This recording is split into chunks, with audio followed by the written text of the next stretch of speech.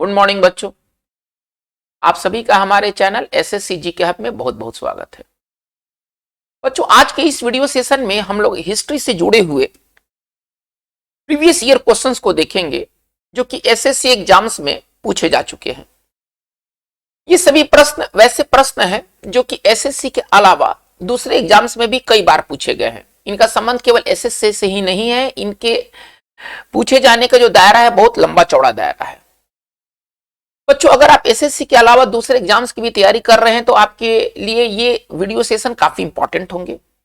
ये उनके लिए बहुत इंपॉर्टेंट है जिनकी तैयारी हो चुकी है और उनको लगता है कि वो हिस्ट्री से जुड़े हुए तमाम सवालों को हल कर सकते हैं। इस वीडियो सेशन में प्राचीन भारत, मध्यकालीन भारत और आधुनिक भारत सभी से सवाल लिए गए। बच्चों, इन प्रश्नों को स्वयं पहले आप बनाइए। आप दिए गए वीडियो में दिए गए आंसर से आप अपने आंसर को मैच कर ले और इसके बाद आप अपना आकलन कर ले कि आपकी तैयारी कहां पर है। टोटल 30 प्रश्न में अगर आप 25 प्रश्न को अगर सही अगर डील करते हैं तो आपकी तैयारी बहुत बढ़िया है, बहुत अच्छी है। और अगर 25 से अगर नीचे का अगर स्कोर होता है तो आपको मेहनत करने की जरूरत है। चलिए इस वीडियो सेशन को हम लोग स्टार्ट करते हैं अपने फर्स्ट सवाल से। निम्न में से वो व्यक्ति कौन है जो चिकित्सक नहीं है? आपको 3 चिकित्सक का इसमें नाम दिया गया है। इसमें एक वैसे व्यक्ति का नाम चुनाव करना है जो चिकित्सक नहीं थे, ठीक है, प्राचीन भारत में। चलिए, पहला ऑप्शन है सुश्रुत, चरक, चार्वाक और धन्वंतरी। इसमें 4 नाम में एक ऐसा नाम का चुनाव करना है जो कभी चिकित्सक नहीं थे। तो सुश्रुत जो थे वो चिकित्सक थे, ये एकदम क्लियर है। चरक जो है वो चिकित्सक थे। धन्वंतरी भी महान चिकित्सक में माने जाते हैं, लेकिन चार्वाक जो है ना ये एक चिकित्सक नहीं है, ठीक है ना। चार्वाक जो है वो हिडोनिस्टिक फिलॉसफी, यानी कि इनका एक बहुत बड़ा स्टेटमेंट है, खाओ पियो मौज करो, ये चार्वाक ने दिया था, है ना। चार्वाक का एक बहुत ही फेमस स्टेटमेंट है, खाओ पियो और मौज करो। ये सवाल कई बार पूछा गया है, खाओ पियो और मौज करो और मौज करो, ठीक है ना। खाओ पियो मौज करो इनका मेन कॉन्सेप्ट था, ठीक है ना। ये मतलब कि आप ऐसा समझिए कि हिडोनिस्टिक फिलॉसफी के प्रणेता थे भारत में। तो इसका राइट आंसर 1 का राइट आंसर सी होना चाहिए। चलिए क्वेश्चन नंबर 2 में आते हैं। विक्रमशिला विश्वविद्यालय के संस्थापक कौन था? 4 ऑप्शन दिया गया है। विक्रमशिला विश्वविद्यालय नालंदा विश्वविद्यालय के साथ ही भारत की एक प्रमुख विश्वविद्यालय था, आपने इसके बारे में पढ़ा होगा। यह विश्वविद्यालय आज के समय में भागलपुर क्षेत्र में स्थित था। तो ये पूछा गया है सवाल कि इसमें से कौन सा संस्थापक नहीं है, संस्थापक है सॉरी, विजय सेन, अतीसा, धर्मपाल और बल्लाल सेन। बच्चों, इसका राइट आंसर होना चाहिए धर्मपाल। इसका राइट आंसर होना चाहिए धर्मपाल। विक्रमशिला विश्वविद्यालय की स्थापना धर्मपाल ने किया था। 2 का राइट आंसर सी होगा। हम आते हैं क्वेश्चन नंबर 3 की ओर। एहोल प्रशस्ति का संबंध निम्नलिखित में से किस राजवंश से जुड़ा था? एहोल प्रशस्ति का संबंध निम्नलिखित में से किस राजवंश से जुड़ा था? चलिए आपके सामने 4 ऑप्शन है, परमार राजवंश, चालुक्य राजवंश, चोल राजवंश और राष्ट्रकूट राजवंश। बच्चों, इसका राइट जो जवाब है वो है चालुक्य राजवंश, वो है चालुक्य राजवंश। चालुक्य राजवंश का राजा पुलकेशिन द्वितीय, ठीक है ना, पुलकेशिन द्वितीय से ये संबंध रखता है। पुलकेशिन द्वितीय चालुक्य राजवंश के सबसे प्रतापी राजा थे जिन्होंने हर्षवर्धन को हराया था, ठीक है ना। इन्होंने हर्षवर्धन जैसे मतलब प्रतापी राजा को हराया था। और एहोल प्रशस्ति लिखा किसका है? तो इनके जो दरबारी कवि थे रवि कृति, ये रवि कृति द्वारा लिखा हुआ है, ठीक है ना। तो चलिए हम लोग राइट आंसर क्या पाते हैं? 3 का राइट आंसर जो होगा वो बी होगा, ठीक है। ये एहोल प्रशस्ति पत्र का संबंध पुलकेशिन द्वितीय से है। पुलकेशिन द्वितीय ने हर्षवर्धन को पराजित किया था। आपके लिए इंपॉर्टेंट इंफॉर्मेशन ये है। और एहोल प्रशस्ति पत्र पुलकेशिन द्वितीय के जो दरबारी कवि थे रवि कृति, उनके द्वारा ये रचित है। तो हमारा 3 का राइट आंसर बी होना चाहिए। आते हैं नंबर नेक्स्ट 4 की तरफ।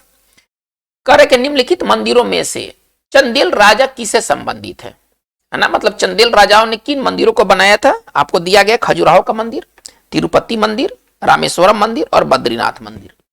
इस मंदिर का संबंध चंदेल राजा से है। बच्चों, ये बहुत इंपॉर्टेंट प्रश्न है, कई बार इसको घुमा फिराकर पूछा गया है। तो इसका जो राइट आंसर होना चाहिए खजुराहो। खजुराहो मंदिर का निर्माण जो है ना वो चंदेल वंश के राजाओं ने बनवाया था इसको। तो हमारा 4 का राइट आंसर हमारा ए होना चाहिए, ठीक है। चलिए नंबर आते हैं 5 में। करके पल्लव राजवंश ने अपनी राजधानी कहां बनाई? बहुत इंपॉर्टेंट ये सवाल है और ये सवाल मतलब सेवरल टाइम्स पूछा गया है। कांचीपुरम, तंजावुर, मदुरै और वेंगी। आप थोड़ा सा समय लीजिए इस सवाल को बनाने के लिए। सवाल इजी है और ये सवाल कई बार पूछा गया है। ये पल्लव वंश की राजधानी पूछ रहा है कि कहां बनाई। पल्लव वंश अपनी राजधानी कहां बनाई, तो इसका राइट आंसर कांचीपुरम होना चाहिए, जो कि वर्तमान समय में कांची है। ठीक है ना, वर्तमान समय में इसका नाम कांची है और उस समय इसका नाम कांचीपुरम था। तो 5 का राइट आंसर हमारा ए होगा। आते नंबर 6 की ओर। निम्नलिखित में से किस राजपूत वंश का संबंध अग्नि कुल से नहीं है? ऐसा माना गया है कि राजपूत वंश में कुछ वंश ने अग्निकुल यानी अग्निकुंड से उन्होंने जन्म लिया था। ठीक है ना, उनका उत्पत्ति अग्नि से हुआ है। तो इनमें से पूछ रहा है क्या सवाल कि कौन सा राजपूत वंश का संबंध अग्निकुल से नहीं है, मतलब उन्होंने अग्नि से जन्म नहीं लिया था।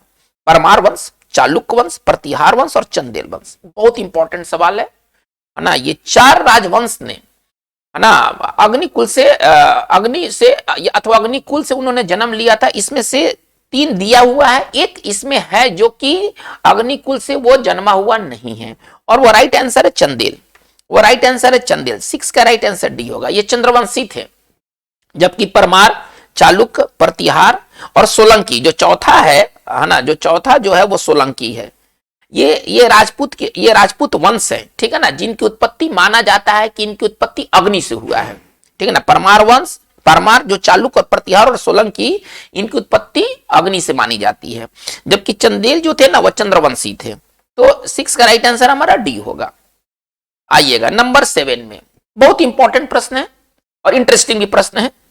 महाबलीपुरम में 5 रथों में से है ना, 5 रथ महाबलीपुरम में है। 4 रथ धर्मराज युधिष्ठिर रथ है, 1 रथ युधिष्ठिर रथ है, 1 भीम रथ है, 1 अर्जुन रथ है, 3 हो गया, और 1 नकुल सहदेव रथ है। 5वें रथ का क्या नाम है? 5 रथ वहां पर है। ठीक है ना, टेम्पल है, 5 कैरियोट टेम्पल है वहां पर। तो 4 का नाम दे दिया गया है, युधिष्ठिर, भीम, अर्जुन, नकुल सहदेव एक कंबाइंड हो गए। तो 5वां रथ पूछ रहा है कि वो किसका है। भीष्म रथ है, कृष्ण रथ है, कर्ण रथ है और द्रौपदी रथ है। बच्चों इसका राइट आंसर होना चाहिए द्रौपदी रथ। ठीक है ना, इसका राइट आंसर होना चाहिए द्रौपदी रथ। 5वें रथ का संबंध द्रौपदी से है। 7 का राइट आंसर डी होगा। आइएगा नंबर 8 में। निम्नलिखित में से वह दिल्ली का सुल्तान कौन था जिसकी मृत्यु पोलो खेलते हुई थी? यह सवाल सेवरल टाइम्स पूछा गया है कि पोलो खेलते समय घोड़े से गिर जाने से किसकी मृत्यु हुई थी। तो इसमें से आपको चुनाव करना कुतुबुद्दीन ऐबक, अलाउद्दीन खिलजी, फिरोज शाह तुगलक और गियासुद्दीन तुगलक। इसका राइट आंसर होना चाहिए कुतुबुद्दीन ऐबक। ठीक है ना, चलिए तो 8 का राइट आंसर हमारा ए होगा। कुतुबुद्दीन ऐबक की जो मृत्यु हुई थी वो पोलो खेलते समय घोड़े से गिरने से हुई थी। चलिए तो ये सवाल कई बार पूछा गया और ये सवाल वेरी वेरी इंपॉर्टेंट है। 8 का राइट आंसर हमारा ए होगा। 9 में आते हैं। निम्नलिखित में से किस शासक ने सिंचाई तथा लोक निर्माण कार्य पर पर्याप्त ध्यान दिया था? इसमें से सवाल क्या किया गया है कि कौन से शासक ने सिंचाई तथा लोक निर्माण कार्य पर पर्याप्त ध्यान दिया था। चलिए आपके सामने ऑप्शन है मोहम्मद बिन तुगलक, अलाउद्दीन खिलजी, फिरोज तुगलक और गियासुद्दीन तुगलक। बच्चों इसका राइट आंसर होना चाहिए फिरोज तुगलक। फिरोज तुगलक ने, ठीक है ना, सिंचाई और लोक निर्माण कार्य पर पर्याप्त ध्यान दिया था। तो 9 का आंसर हमारा सी होना चाहिए। 9 का आंसर हमारा सी होना चाहिए। आते नंबर हम लोग 10 की तरफ आते हैं। कर है क्या कि मोहम्मद बिन तुगलक ने अपनी राजधानी कहां से कहां बदली थी? मोहम्मद बिन तुगलक जिसको हम लोग सन की शासक के रूप में भी जानते हैं, ठीक है ना, और ये बहुत अपने अजीब गरीबों फैसले के लिए जाना जाता था। इसके सारे फैसले उस समय उल्टे पड़ गए, जिसके कारण इसको सन की बादशाह कहा गया था। तो सवाल क्या है कि मोहम्मद बिन तुगलक ने अपनी राजधानी कहां से कहां बदली थी? दिल्ली से वारंगल, दिल्ली से देवगिरी, दिल्ली से मदुरै और दिल्ली से विजयनगर। बच्चों इसका राइट आंसर होना चाहिए दिल्ली से देवगिरी। ठीक है ना, देवगिरी को उस समय दौलताबाद कहा जाता था। ठीक है ना, इसने दिल्ली को छोड़ करके अपनी राजधानी दौलताबाद ले गया, जो कि काफी उसके लिए मतलब डिजास्टर साबित हुआ, काफी हानिकारक साबित हुआ। ठीक है, तो 10 का राइट आंसर हमारा बी होना चाहिए। चलिए नंबर 11 में आते हैं। करे कि दीवाने कोही के रूप में विख्यात कृषि विभाग किसके द्वारा बनाया गया था? दीवाने कोही के रूप में विख्यात कृषि विभाग किसके द्वारा बनाया गया था? मोहम्मद बिन तुगलक, अलाउद्दीन खिलजी, फिरोज तुगलक और जलालुद्दीन खिलजी। बच्चों इसका राइट आंसर होना चाहिए मोहम्मद बिन तुगलक। इसका राइट आंसर होना चाहिए मोहम्मद बिन तुगलक। 11 का आंसर ए होगा। आइएगा नंबर 12 में आते हैं। जयपुर के महाराजा सवाई जय सिंह ने कहां वेधशाला का निर्माण नहीं कराया था? जो जयसिंह है, जो जयपुर के राजा जो सवाई जयसिंह है, ये अपने वेधशालाओं के लिए वर्ल्ड फेमस है। इन्होंने 5 जगहों पर वेधशालाओं का निर्माण कराया था। तो सवाल क्या है कि कहां पर इन्होंने वेधशाला का निर्माण नहीं कराया था? वाराणसी, इलाहाबाद, उज्जैन और मथुरा। तो बच्चों इसका राइट आंसर होना चाहिए इलाहाबाद। इलाहाबाद में इन्होंने क्या कहते हैं, वेधशाला का निर्माण नहीं कराया था। जबकि वाराणसी, उज्जैन, मथुरा और एक दिल्ली और 5वां जगह है जयपुर, है ना, इन 5 जगहों पर इन्होंने वेधशाला का निर्माण कराया था, है ना। और इलाहाबाद में इनका वेधशाला नहीं था। तो इसका मतलब है कि 12 का राइट आंसर हमारा बी होना चाहिए। आते नंबर 13 की तरफ। करे कि अजमेर में 2.5 दिन का झोपड़ा एक मस्जिद का नाम है, ठीक है ना। अजमेर में 2.5 दिन का झोपड़ा, वो झोपड़ा नहीं एक्चुअली मस्जिद का नाम है, किसने बनवाया था? चलिए, कुतुबुद्दीन ऐबक, बलबन, अलाउद्दीन खिलजी और मोहम्मद बिन तुगलक। बच्चों इसका राइट आंसर होना चाहिए कुतुबुद्दीन ऐबक। इसका इतिहास है कि यह पहले एक मंदिर था, ठीक है ना। मंदिर को तोड़ करके इन्होंने फटाफट एक मस्जिद बना दिया, जिसका नाम पड़ा 2.5 दिन का झोपड़ा। तो 13 का राइट आंसर हमारा ए होना चाहिए, ठीक है। चलिए आते नंबर 14 की तरफ। करे कि ब्राह्मणों पर भी जजिया कर लगाने वाला दिल्ली सुल्तान कौन सा था? ब्राह्मणों पर एक्चुअली जजिया कर नहीं लगता था, आमतौर पर हिंदुओं पर लगता था, ब्राह्मणों को छोड़ करके। लेकिन ये शासक ऐसा शासक था जो कि कट्टर मुस्लिम था। मुस्लिमों के लिए तो बढ़िया था, लेकिन ये कट्टर मुस्लिम शासक था जिसने ब्राह्मणों पर भी जजिया कर लगाया था। तो उसका ऑप्शन में आपके सामने 4 ऑप्शन है: अलाउद्दीन खिलजी, फिरोज तुगलक, मोहम्मद बिन तुगलक और बलबन। बच्चों इसका राइट आंसर होना चाहिए फिरोज तुगलक, ठीक है ना। 14 का राइट आंसर हमारा बी होगा। आते हैं नंबर 15 की तरफ। निम्नलिखित में से किसे भारत का तोता कहा जाता है? ठीक है ना, तोता ए हिंद, है ना, भारत का तोता कहा जाता है। चलिए, हुसैन शाह, अमीर खुसरो, बारबक्सा और नानक। बच्चों इसका राइट आंसर होना चाहिए अमीर खुसरो। इसका राइट आंसर होना चाहिए अमीर खुसरो। अमीर खुसरो को भारत का तोता भी कहा जाता था। इसका कुछ बैकग्राउंड है, हम इस पर डिटेल में बाद में बात करेंगे। आते नंबर 16 में। पृथ्वीराज चौहान को मोहम्मद गौरी ने किस युद्ध में हराया था? चलिए, तराइन 1191 में, तराइन 1192 में, चंदावर 1193 में और रणथंबोर 1195 में।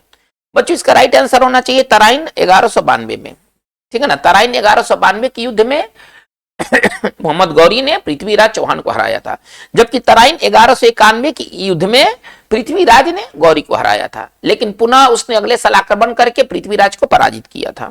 यानी कि हमारा 16 का राइट आंसर हमारा बी होना चाहिए। आते हैं नंबर 17 की तरफ। स्वयं को दूसरा सिकंदर, सिकंदर सानी, है ना, कहने वाला सुल्तान था, कौन सा था? चलिए, बलबन, अलाउद्दीन खिलजी, मोहम्मद बिन तुगलक और सिकंदर लोदी। बच्चों इसका राइट आंसर होना चाहिए अलाउद्दीन खिलजी। अलाउद्दीन खिलजी स्वयं को मतलब एक दूसरा वो सिकंदर कहता था, वो एक विश्व जीतना चाहता था, वो विश्व जीतना चाहता था, उस एक नया धर्म चलाना चाहता था और अपने आप को वो दूसरा सिकंदर अथवा सिकंदर सानी कहता था। तो राइट आंसर हमारा 17 का राइट आंसर हमारा बी होना चाहिए। चलिए आते हैं 18 की तरफ। भारत में अंग्रेजी शिक्षा किसने प्रारंभ की या किसने आरंभ की? चलिए, who started English education in India? चलिए, तो 4 ऑप्शन आपके सामने हैं: कर्जन, मैकाले, डलहौजी और बेंटिंक। इसका राइट आंसर होना चाहिए लॉर्ड मैकाले। लॉर्ड मैकाले को कहा जाता है father of English education in India, ठीक है। 18 का राइट आंसर बी होगा। चलिए आते नंबर 19 में। भारत में बजट व्यवस्था का आरंभ किस वायसराय ने किया, के काल में हुआ था? किस वायसराय के काल में बजट व्यवस्था शुरू किया गया था? कैनिंग, डलहौजी, रिपन और एल्गिन। बच्चों इसका राइट आंसर होना चाहिए कैनिंग। इसका राइट आंसर होना चाहिए कैनिंग। कैनिंग के काल में, कार्यकाल के दौरान, सॉरी ये 19 का ये होगा, कैनिंग के कार्यकाल के दौरान भारत में सर्वप्रथम बजट व्यवस्था शुरू किया गया था। तो 19 का राइट आंसर हमारा ए है।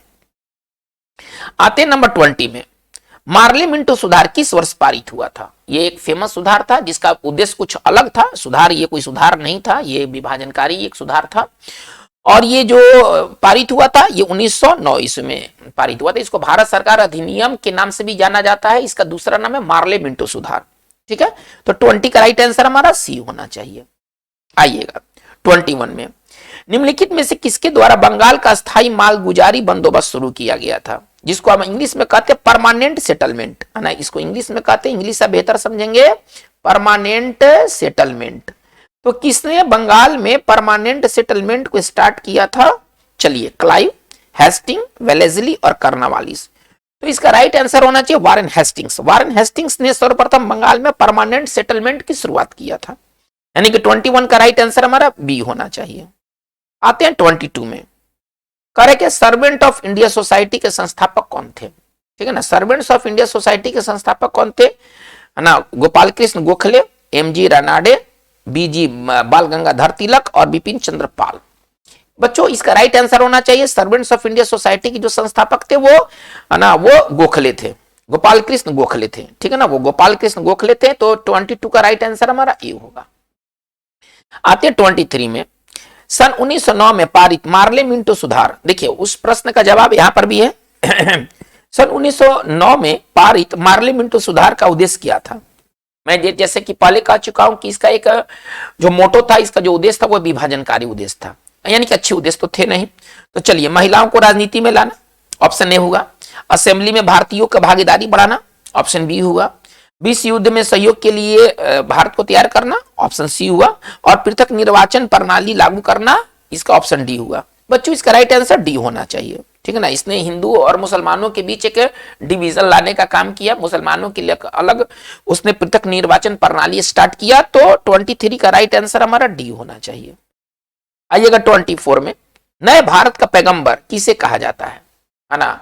Who is the profit of new India? चलिए, दयानंद सरस्वती, श्री कृष्ण रामकृष्ण, ठीक है ना, परमहंस। आप इसको श्री कृष्ण का मतलब आप ऐसे समझे, इसका पूरा नाम इस तरह से होगा, रामकृष्ण, ठीक है ना, परमहंस, रामकृष्ण परमहंस। श्री रामकृष्ण का मतलब रामकृष्ण परमहंस समझा जाए, राजा राम मोहन राय और स्वामी विवेकानंद। तो बच्चों इसका राइट आंसर होना चाहिए रामकृष्ण परमहंस। रामकृष्ण परमहंस को आना भारत, नए भारत का पैगंबर कहा जाता है। 24 का राइट आंसर हमारा बी होना चाहिए। आते 25 में, रैयतबाड़ी प्रथा या रैयतबाड़ी व्यवस्था, है ना, प्रथा या व्यवस्था दोनों में से किसी को कह सकते हैं। तो सवाल क्या है कि रैयतबाड़ी व्यवस्था किसने विकसित की थी? ठीक है ना, चलिए, Thomas Munro, Mackenzie, Edmund Burke और डलहौजी। ये सवाल कई बार पूछा गया है। ठीक है ना, ये प्रीवियस एग्जाम्स में कई बार पूछा गया है। तो रैयतबाड़ी प्रथा का संबंध जो है ना वो थॉमस मुनरो से है ना, साउथ इंडिया में इसको स्टार्ट किया गया था। तो 25 का राइट आंसर हमारा ए होना चाहिए। आइएगा 26 में, भारत का कौन सा गवर्नर जनरल ओवेन मेरेडिथ के नाम से कविताएं लिखता था? है ना, ओवेन मेरेडिथ इंग्लिश लिटरेचर में एक फेमस पोएट है और वो वायसराय भी था, गवर्नर जनरल भी था। तो आपको ये सवाल का जवाब क्या चाहिए कि भारत का कौन सा गवर्नर जनरल ओवेन मेरेडिथ के नाम से कविताएं लिखता था? डलहौजी, रिपन, लिट्टन और कैनिंग। बच्चों इसका राइट आंसर होना चाहिए लॉर्ड लिट्टन। लॉर्ड लिट्टन का एक पेन नेम था, है ना, ओवेन मेरेडिथ, और इस नाम से वो कविताएं लिखता था। वो फेमस इंग्लिश वो राइटर था। तो 26 का राइट आंसर हमारा सी होना चाहिए।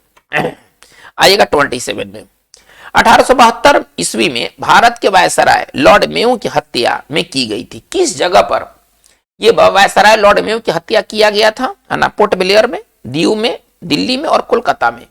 बच्चों इसका राइट आंसर होना चाहिए पोर्ट ब्लेयर में। पोर्ट ब्लेयर में एक पठान द्वारा, ठीक है ना, इंस्पेक्शन करने के दौरान इसकी हत्या कर दिया गया था। तो इसका 27 का राइट आंसर हमारा ए होना चाहिए। आइएगा नंबर 28 में, करे क्या माउंटबेटन प्लान जून जो 1947 में आया था में निम्नलिखित में से किस प्रांत में जनमत संग्रह प्रदान किया गया था? एक बार सवाल को फिर से, करे क्या माउंटबेटन प्लान जो कि जून 1947 में आया था में निम्नलिखित में से किस प्रांत में जनमत संग्रह प्रदान किया गया था? यानी कि वहां पर, है ना, वहां पर रेफरेंडम हुआ था, जनमत संग्रह हुआ था। सिंध में, पंजाब में, बलूचिस्तान में और उत्तर पश्चिमी सीमांत प्रांत में। बच्चों इसका राइट आंसर डी होना चाहिए। इसका राइट आंसर 28 का राइट आंसर डी होना चाहिए। आइएगा इसके बाद 29 में, भारत का पहला समाचार पत्र कौन सा है? सवाल आपसे ये पूछा गया कि भारत का पहला समाचार पत्र कौन सा है? Bombay gazette, Bengal gazette, Bombay Times, Hindustan Times. बच्चों इसका राइट आंसर होना चाहिए, ठीक है ना, बंगाल गजट। बंगाल गजट जो था वो भारत का पहला समाचार पत्र था। ठीक है, तो 29 का राइट आंसर होना चाहिए, बी होना चाहिए। 30 सवाल क्या है? भारतीय राष्ट्रीय कांग्रेस का प्रथम अधिवेशन कहां आयोजित किया गया था? हालांकि सवाल बहुत आसान है लेकिन सवाल कई बार पूछा गया है। बच्चों इसका राइट आंसर होना चाहिए, है ना, पहले ऑप्शन पहले देख लेते हैं, लखनऊ, कोलकाता, बंबई और मद्रास। तो बंबई में 1885 ईस्वी में है ना भारतीय राष्ट्रीय कांग्रेस का प्रथम अधिवेशन आयोजित हुआ था। तो 30 का राइट आंसर हमारा सी होना चाहिए। बच्चों आज के इस वीडियो सेशन में हमने टोटल 30 PQI मतलब प्रीवियस ईयर क्वेश्चन को हम लोगों ने डील किया है, जो कि आगे आने वाले एग्जाम के लिए काफी इंपॉर्टेंट है, क्योंकि बहुत सारे क्वेश्चंस जो होते हैं ना वो रिपीट करते हैं। बच्चों आपको ये वीडियो सेशन कैसा लगा आप जरूर कमेंट करें। ऑर्डिनरी लगा, एक्सीलेंट लगा, एक्स्ट्रा ऑर्डिनरी लगा, सुपर लगा, ठीक है। आपका जो कमेंट होगा हमारे लिए एक मोटिवेशन का काम करेगा, वीडियो में और सुधार लाने की गुंजाइश रहती है, तो ये सुधार इसमें लाया जाएगा। अगर आप नए हैं और चैनल को सब्सक्राइब नहीं किया है तो काइंडली आप इस चैनल को सब्सक्राइब कर लें। आज की बात बस इतना ही। Thank you very much.